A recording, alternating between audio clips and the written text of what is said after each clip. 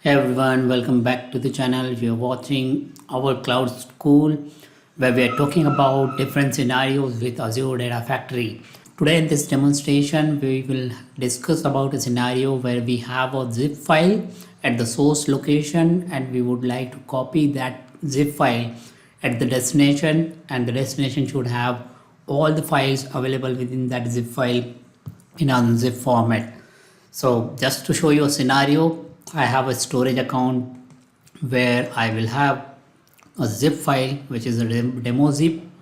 In this zip file I have multiple CSV file and I would like to copy this zip file or the content of this zip file into a destination storage account which is this. So here is my destination output container.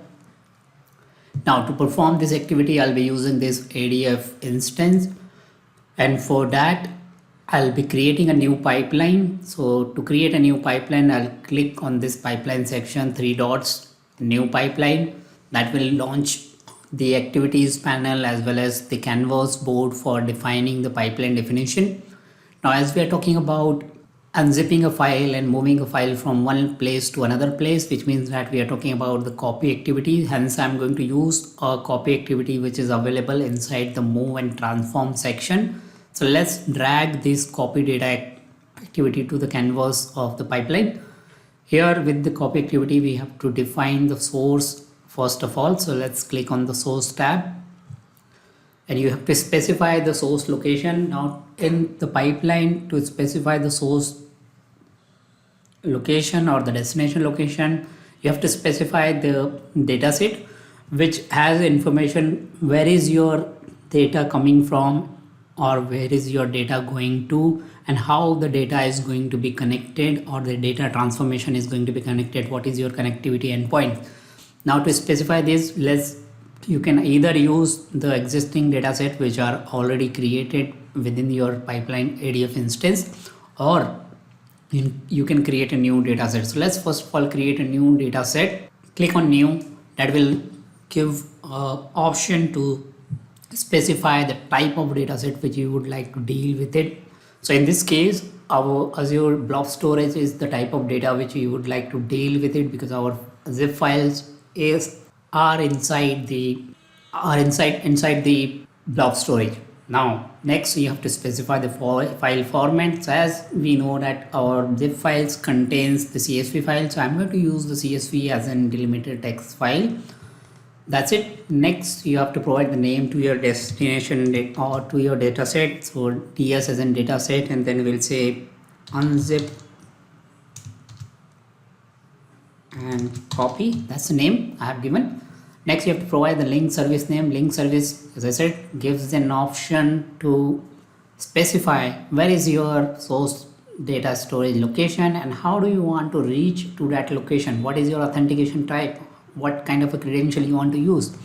So I've already defined the configuration of the link service with these two link services. So one is source, one is destination. So I'm going to use the link ls blob storage source as a link service that is going to be pointing to my source storage location, which I can browse it by clicking on this browse option. That will open all the containers available within this storage account. So I'm interested in the input container, so let's click on the input container. Now here it will display all the files available for which are there inside the container.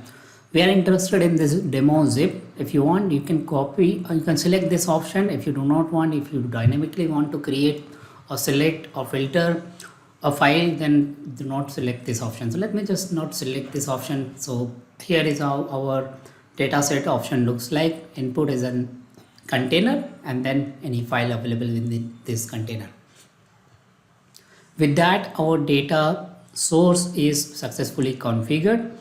It is pointing to the file path in the dataset, which means that the file which is available in that dataset, it could be any number of files. Obviously, if I'm going to validate, it will not work. I will show you.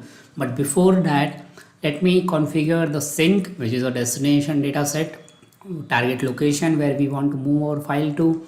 For that, I'm going to use the existing dataset which is already available, which I've created in our past demonstration. Now here I will not make any change, even the file extension I'll keep it as is. So that is it. Let's validate the pipeline if it is going to work. You can see that as we are trying to say that copy the file which is of, we want to copy a zip file, and we have specified the container name which contains multiple files. So in a scenario wherein your source location has a multiple file, you cannot use the file path as in dataset option. So you have to specify what is the file name you want to use. The options are, you can filter out the file name by prefix, or you can filter out the file name by wildcard path. So let's say that wildcard path I want to use star.zip, so that's going to copy the zip file here. Any zip file which are available inside this container location, it will copy all the zip files, even if the zip file available inside the folder within the blob container, because with this recursive option it will check all the zip files available, right? Now if I try and validate, it validates successfully. But if I try and debug this or run this pipeline by clicking on the debug option, let's see what happens. So the activity is successfully completed. If I just click on this lens icon to see, it has successfully copied one file and pasted the file at the destination location. Now if I refresh the destination or the target storage account, we'll see that the file is copied, but it is copied as a zip file. But our objective was to unzip the file while copying and copy the content within the file, right? Now how do I do that? Now we have not found any configuration related to that at the source and at the sink location.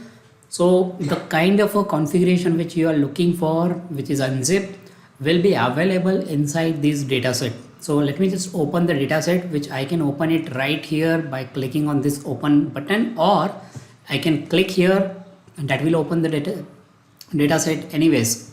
So as our dataset definition, you can see that this is our link service type of a link service which will be used inside this dataset. This is the path which the dataset will be targeting to. Now the next section which is important here is the compression type, right?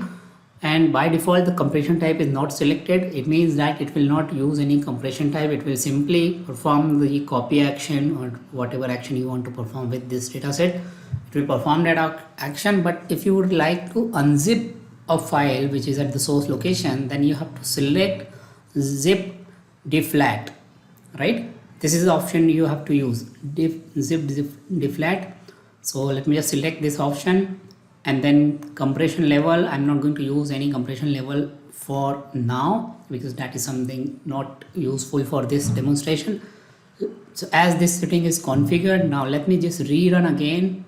This time before I rerun, let me just publish it, even though I can run it without publishing it, but just to show you that when you create a pipeline, you can publish the changes, and then after publishing you can run the changes again. That is what I wanted to show you. Let me just name it to zip demo or unzip demo. Validate again, it's renamed while it is publishing. So just double click, it will open the same pipeline. Let's debug it and it will run the pipeline, which we can validate again. It has completed it of the activity. Now if you look at here, the file it is reading is 1, whereas writing the file is total number of files are 5. So we have one zip file, and inside the one zip file we might have 5 number of items. So that is what it has written. So let me just refresh the target location. Now in this target location, you can see that a new folder is created with the same name, demo.zip, and in the folder we have all our CSV file, which we can see right here. So we have successfully copied a zip file, unzip it at the target location, and we have unzipped inside the same folder name as it was the name of the zip file. Now what if you do not want the folder name or the preserve the hierarchy? So if you want to have a flattened hierarchy, then what you can do is you can say flatten the hierarchy while targeting it. Let me just debug that and see how does it looks like.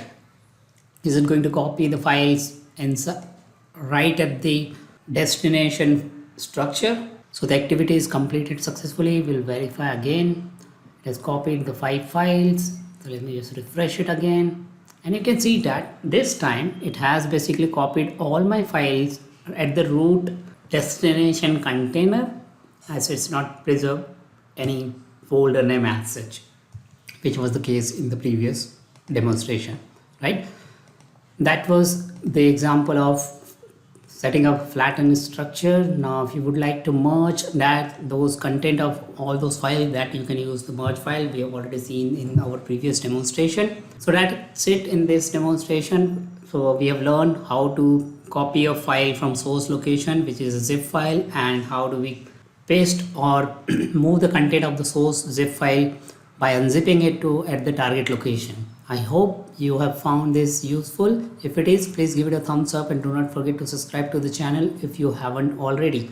Thanks for watching it. See you in the next video.